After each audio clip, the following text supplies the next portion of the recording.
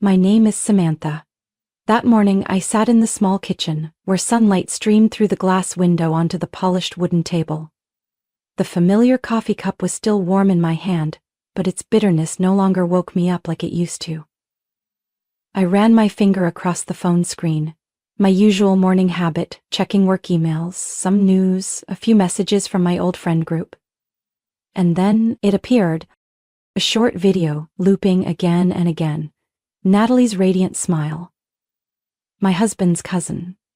Along with the clink of glass cups, the backdrop a sparkling luxury yacht deck under the sun. The caption hit me like a cold blade. The family is about to set off on the annual trip aboard Charlotte's Grace. So excited! Charlotte's Grace. The yacht named after my mother-in-law, Charlotte, and the pride my husband's family always mentioned at every gathering. A family trip? A tradition for nearly 15 years? But this time, I was clearly not in that picture. I blinked, the emptiness spreading from my chest. It took a few seconds before I was calm enough to open the next posts. The images appeared one by one. My in-laws, Charlotte and Donald, raising glasses in a toast. My brother-in-law, Sean, hugging a new girlfriend I'd never been introduced to. And Jeremy, my husband, standing there, smiling at ease, as if everything was right where it belonged. I stared at the screen, my finger frozen mid-scroll. Every message in the Miller family Connect and Love group was silent. No notification, not a single explanation for why I'd been left out. I sat still, the coffee in my cup completely cold. The silence in the kitchen now sounded like a scream. Not because I was excluded, but because I realized how long I had comforted myself, thinking everything was just a misunderstanding. That Natalie might have accidentally left me out of her birthday invite 3 years ago. That Charlotte was truly too busy to remind me about the Christmas party at the lake house. I thought of last Thanksgiving, when Jeremy promised to pick me up after his company meeting but never came, and I quietly had dinner alone in the apartment, pretending not to care when my mother called to check in. One by one, those moments came rushing back like a fierce wave. Charlotte's birthday dinner I only saw in photos after everyone had gone home. Natalie's pointed comment at a brunch. We always keep traditions for blood family only. I set the phone down on the table, my breath heavy. All these years, I had tried to fit in, to please, to endure every careless word or cold glance. The wind chime on the porch softly rang as the breeze passed through. I looked out the window at the clear blue sky stretching endlessly. I knew, from that moment on, things could not go on as before. I no longer sat there guessing, no longer waited for someone to speak up. Awakening is never sweet, but it is necessary. And I was awake. When Jeremy came home that afternoon, I was still at the table, a new cup of coffee gone cold again. He walked in, slightly surprised. You didn't go out? I looked up, my voice light but firm. Your family went on the yacht trip, didn't they? Jeremy froze, his eyes shifting away. The trip? Maybe Mom didn't get a chance to tell you? I didn't need to ask anymore. The answer was already in that evasive look. That evening, when Jeremy had fallen asleep on the familiar sofa, I sat alone in the office, the desk lamp's light casting sharp shadows on the papers. I opened my phone, my cold hands steady as I scrolled through my inbox. Not because I hoped for an apology, but because I wanted to see just how deeply the truth had been hidden. And then, it appeared. An email from the yacht rental company. A short subject line. Cabin cancellation confirmation, Charlotte's Grace. I opened it, my eyes scanning the content quickly. Cabin number 5 requested by Natalie Jones. Request time, 3 days ago? I took a deep breath. At this point, Natalie's pretense felt more ridiculous than ever. No more misunderstanding, no more oversight. This was orchestrated, and I had just reached the edge of my endurance. Before I could put down the phone, another message popped up, from Natalie herself. A message not meant for me but sent by mistake. Don't worry, it's done. Samantha won't be coming. Everything's handled. See you on deck. I sat still, eyes on the screen, letting the notification chime ring out once more and fade.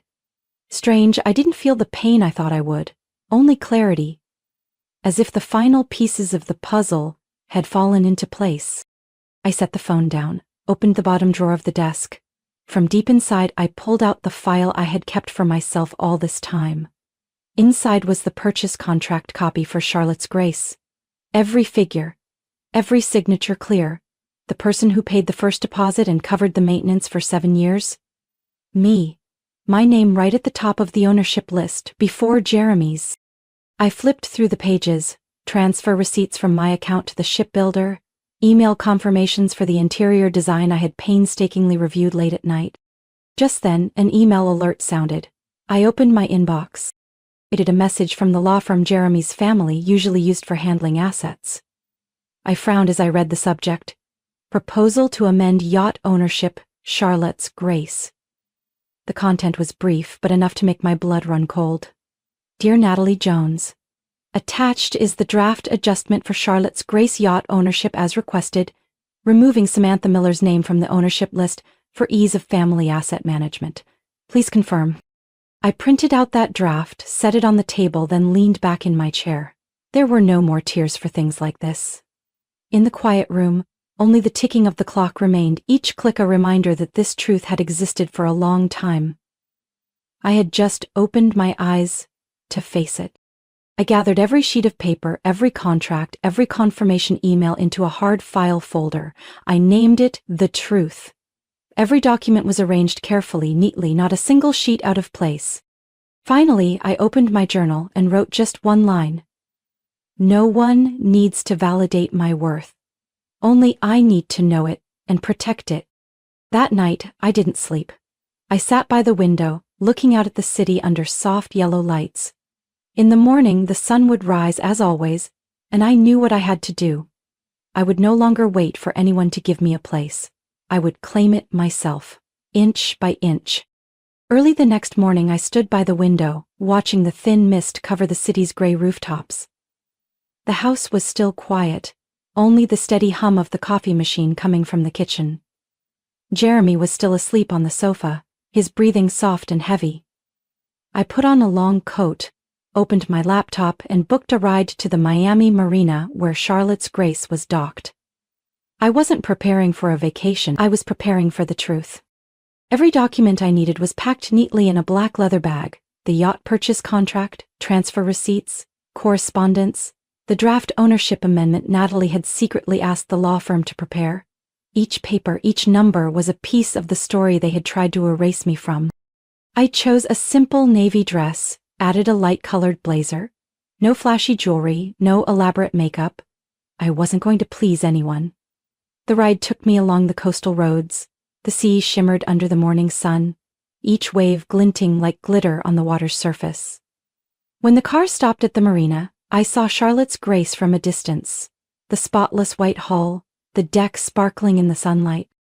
I pulled my leather bag beside me, each step steady on the wooden dock. As I drew closer, I saw them.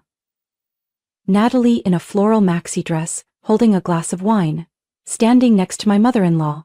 Charlene, who was laughing with a few guests. Jeremy was there too, standing a little apart. His face tensed, despite trying to hide it. The moment they saw me, it was as if time froze. The smile on Natalie's lips stiffened. Charlotte's eyes went wide with shock. A few guests turned, puzzled by what was happening. But I didn't stop. I walked straight to the gangway. A crew member in a dark navy uniform approached, bowing politely. "Welcome aboard, Mrs. Samantha. It's a pleasure to greet the owner on board." That greeting rang out clearly, not just for me but for everyone present. I glanced at Natalie. Her face was pale, her fingers clutching the wine glass so tightly I thought it might shatter. I met his gaze, my tone steady. "Thank you. Please allow me to board." "Of course, ma'am." I stepped onto the deck, leaving behind stunned faces and hushed whispers. The sea breeze blew gently, carrying the scent of salt and mist. I felt my chest open, as if for the first time in years I was truly breathing freely. On deck, the crew stood at attention greeting me. A gray-haired man, probably the captain, stepped forward. "The yacht is ready to depart whenever you give the word." I looked out to where the horizon blurred into a faint line. "We'll depart once all our guests are aboard." Without turning, I could feel Natalie's flustered attempts to explain herself to the guests.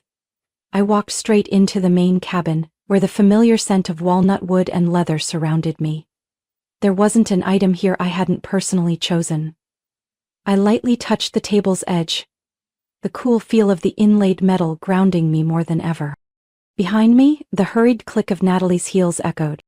Samantha, you don't have to make such a big deal out of it. I turned, my gaze steady and cold. The big deal. I'm simply boarding my own yacht. Natalie pressed her lips together, saying nothing more. She turned, trying to regain her composure, but I knew everything had cracked. I stepped out to the rail, the sea breeze tossing my hair. Below on the dock, Jeremy looked up, his eyes filled with guilt and helplessness. But this time, I no longer waited for him to speak. No longer needed anyone to stand up for me. When the gentle hum of the engine signaled readiness, I gave a small nod to the captain. Let's go. That dinner on Charlotte's Grace that night was prepared elaborately, as if to prove something to the guests. The crystal chandelier cast a warm glow over the long table draped in pristine white linen. Shining silverware and crystal wine glasses were neatly arranged next to the delicate appetizer plates. Natalie sat at the head of the table, still trying to maintain her confidence, her hands gripping the wine glass like she was clinging to the last bit of control she had left. Charlotte sat beside her, her gaze distant as she looked out the window where the sunset had turned the horizon red. Jeremy sat near the end of the table, occasionally glancing at me but quickly looking away, as if he couldn't bear to face me. I stayed silent for half the meal, listening to the scattered conversations, the praises about the trip, about the family, about the legacy they were so proud of.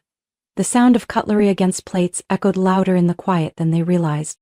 As the main course was served, I opened my leather bag and took out the file I had prepared. One by one I placed the documents in the center of the table.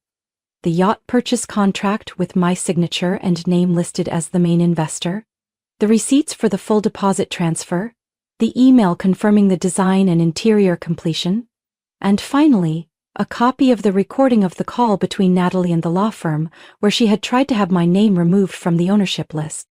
No one said anything. The unfinished conversations fell silent. Their eyes shifted from the documents to me, then back to Natalie. Even softly spoken, my words rang out with clarity. I think it's time the truth was placed on the table, along with this dinner. Natalie froze, her face pale, the forced smile completely gone. Samantha, you misunderstood. This was just a technical issue. There was no bad intent. I looked her straight in the eye, not with anger, just a quiet that made her lower her gaze. A technical issue? When you asked to have me removed from ownership of an asset I created? When you mistakenly sent that message saying I wouldn't be coming? When you canceled the cabin I had booked and told everyone it was a mix-up? The tension rose. Every eye was on Natalie.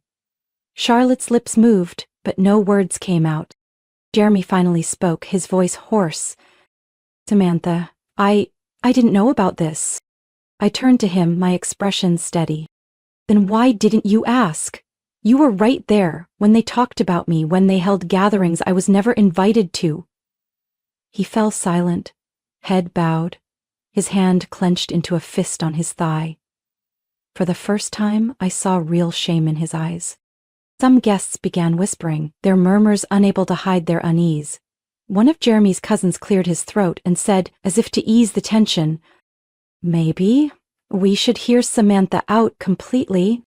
Their words pierced the false front they'd worked so hard to hold up. I carried on, my tone as calm as ever. I no longer need permission to speak. All these years I stayed silent, thinking I was keeping the peace, thinking that if I were kind enough, they'd acknowledge me.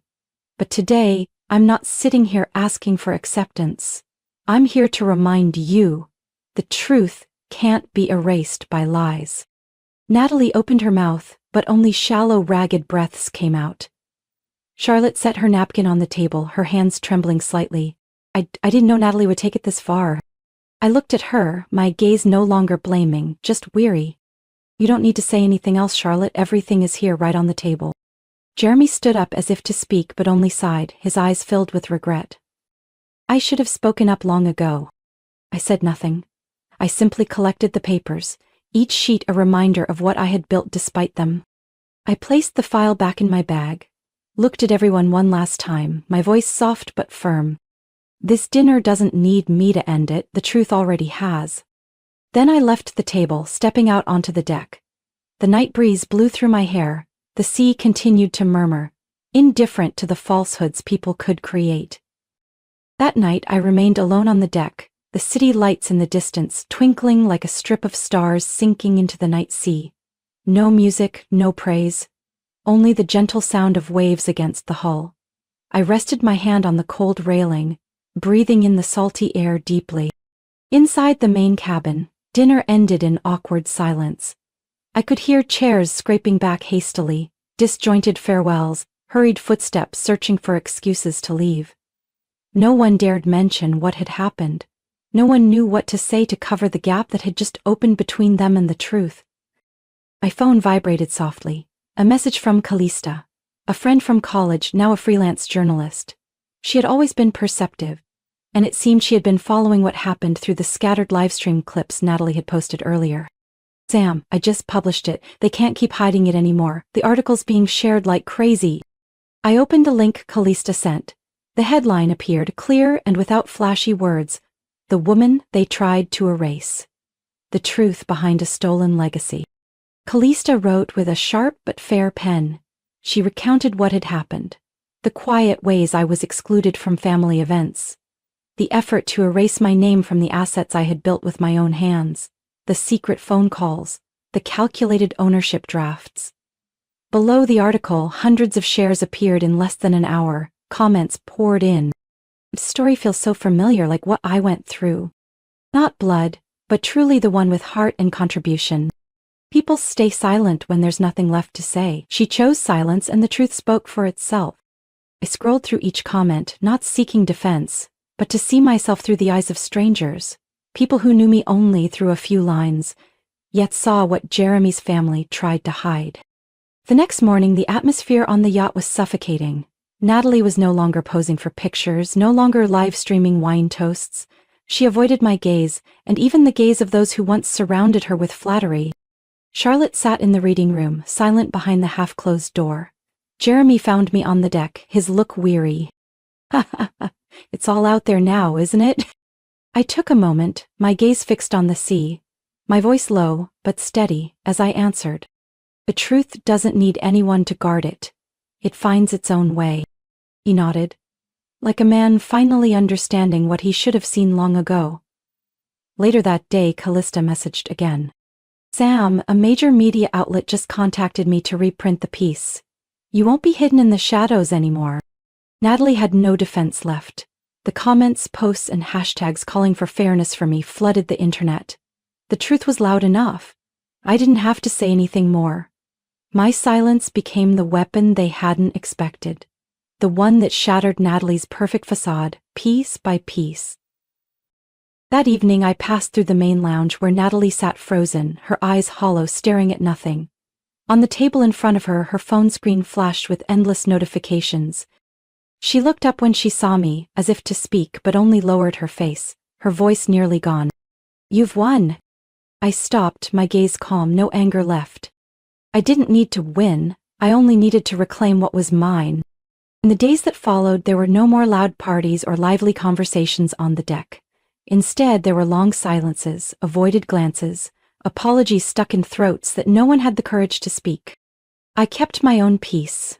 Each morning, I walked along the deck, looking at the vast open sea. The sea doesn't need anyone's recognition to be the sea, and neither do I. One afternoon, as I sat in the reading room with a cup of hot tea, the door opened slightly. Sean? Jeremy's younger brother stepped in, looking more awkward than I'd ever seen him. He paused before me for a few seconds, his eyes filled with regret. Yamenta, I should have said something before. I looked up, saying nothing, waiting for him to continue. I saw what Natalie was doing wasn't right, but I thought staying silent was best to avoid tension. Now I see that silence is complicity too. I nodded gently, neither blaming nor rushing to forgive. He understood, sighed, and quietly left. Not long after, one of Jeremy's aunts, Ruth, known for protecting the family's image, came to me in the lounge. She held a plate of homemade cookies, set it on the table in front of me, her voice softer than usual. Samantha, I was wrong not to speak up for you. I shouldn't have pretended not to see. I looked at her, my hand still cradling my tea. That acknowledgement, though late, was worth more than 100 excuses.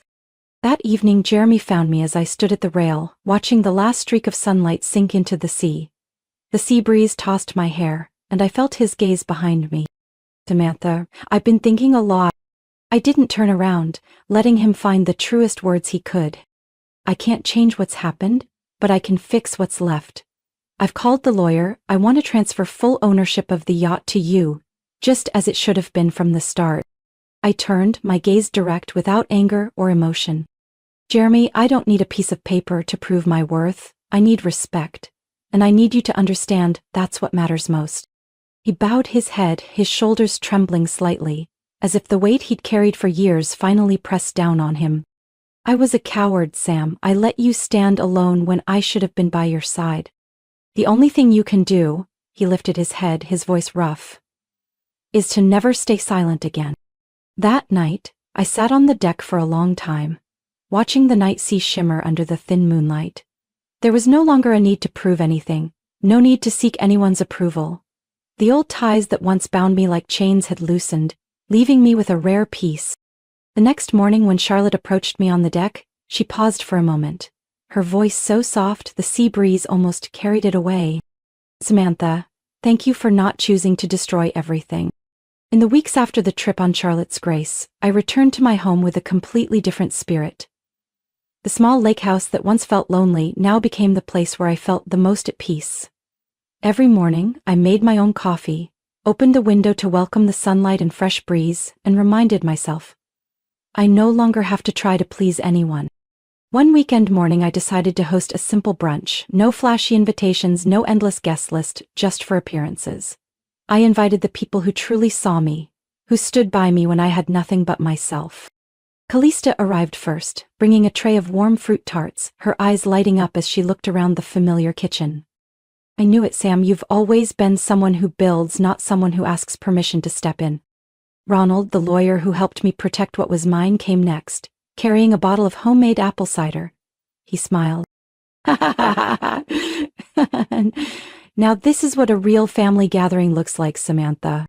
Maddie, the only cousin from my ex-husband's family I kept in touch with, gently set a basket of fresh flowers on the table. I owe you a thank you for teaching me to be braver. We sat around the wooden table on the porch, where sunlight filtered through the vine-covered trellis, dotted with tiny flowers. No one needed to perform. No one needed hollow praise. We simply talked about real things, work, dreams, simple but meaningful plans. No invitations went to Charlotte, Natalie, or anyone who held the title of family without truly standing by me. A small table with people who value what's real is worth far more than a lavish feast filled with empty chairs. At the end of brunch, after everyone had left, I received a message from Maya, Natalie's niece, a girl I had only met a few times at family gatherings. The message was short but sincere. "My Aunt Samantha, I know this might be sudden, but I'm getting ready to apply for a startup support program. Could I ask you to take a look and give me some advice? I admire how you built everything with your own hands." I stared at that message for a long while, then smiled. Maya had always been a quiet girl, her eyes bright and thoughtful in the middle of noisy parties. I replied right away. "Send it over, Maya. I'm happy to help." Her documents came just a few hours later, a small but heartfelt idea to open an organic bakery serving the student community near her school. The plan was still rough, but I could see the genuine effort in every line. I spent the whole evening reviewing it, making notes and suggestions. Not because Maya was Natalie's family, but because I saw my younger self in her hesitation, but determined heart. The next morning, I video called Maya. Her eyes sparkled with hope behind glasses that slipped slightly down her nose. "I've read it carefully. Your idea is good, but you'll need to adjust the financial and marketing plans. I'll send you reference materials, and if you want, I'll guide you step by step." Maya's head bobbed eagerly, her voice trembling with joy. "Thank you. I didn't think you'd agree to help me so easily." I looked at her, feeling lighthearted. Everyone needs someone to give them a chance to begin. That Sunday, as I sat alone on the porch, my cup of chamomile tea still warm in my hands, I suddenly understood. A true legacy isn't a yacht, a house, or any asset. A legacy is what we plant in the hearts of others. And I had started planting my seeds in the simplest way. That morning, as sunlight streamed through the window, I began tidying up the old drawer in my study. For years I had filled it with files, papers, things I once thought were proof to protect myself.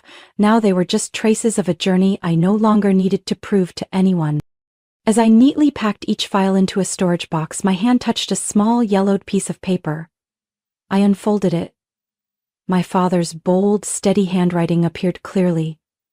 Don't fight for a seat. Build your own table. I froze, a warm, indescribable feeling rising in my chest. I didn't remember exactly when he had written that for me. Maybe in a birthday card or on a slip of paper tucked into my suitcase when I left home for the first time. All I knew was that now, it appeared at the perfect moment. Like a gentle but powerful reminder. I folded the paper back up, placing it in a small wooden box beside my desk. Outside the window, the garden whispered in the breeze, the green leaves shimmering in the morning sun. I sat in the chair by the window, my hands cradling my tea, letting peace fill each breath. My phone vibrated. A message from Maya. Aunt Samantha, I just submitted my application. Thank you for helping me feel more confident than ever. I read those words, my lips curling into a soft smile. No grand banquets, no flowery praise, just a sincere message was enough to let me know I was on the right path. That afternoon, I set up another wooden table on the porch. The one I had once bought from the small workshop of a single mother I knew. I laid out simple dishes with my own hands, a vase of wildflowers freshly picked from the roadside. The table didn't need to be fancy, only wide enough to welcome those who value what's real. Callista stopped by, bringing a printed copy of the article about my story, now featured prominently in a respected magazine. She set it on the table, looking at me. Sam, you've done what not everyone has the courage to do. I gently flipped through the pages, but my eyes stayed on the garden, where the sunlight painted the grass gold. No one else needs to write me a new chapter, Callista. I just need to write it in my own way. In the afternoons that followed, I often sat at that table, not to wait for anyone to stop by, but to remind myself. I had stopped seeking a seat at tables set by others. I had built my own table, with effort, with determination, and with scars that had healed. That day, as the sunset slowly fell, I stepped into the garden, my bare feet touching the cool, soft grass. The sky was clear, the breeze carried the scent of wildflowers. I looked up at the vast sky, feeling my heart light. No more burdens, no more longing for anything. My story was no longer about a yacht or the rejection of a family. It became a journey where I learned to build my own worth without asking permission or seeking anyone's approval. I chose quiet strength, letting the truth speak for itself. The legacy I keep is not material wealth, but independence, self-respect, and the inspiration I offer to those brave enough to start with their own hands. What do you think about Samantha's story and the choices she made? Share your thoughts in the comments below. Don't forget to follow the channel to explore more meaningful stories about life, family, and growth.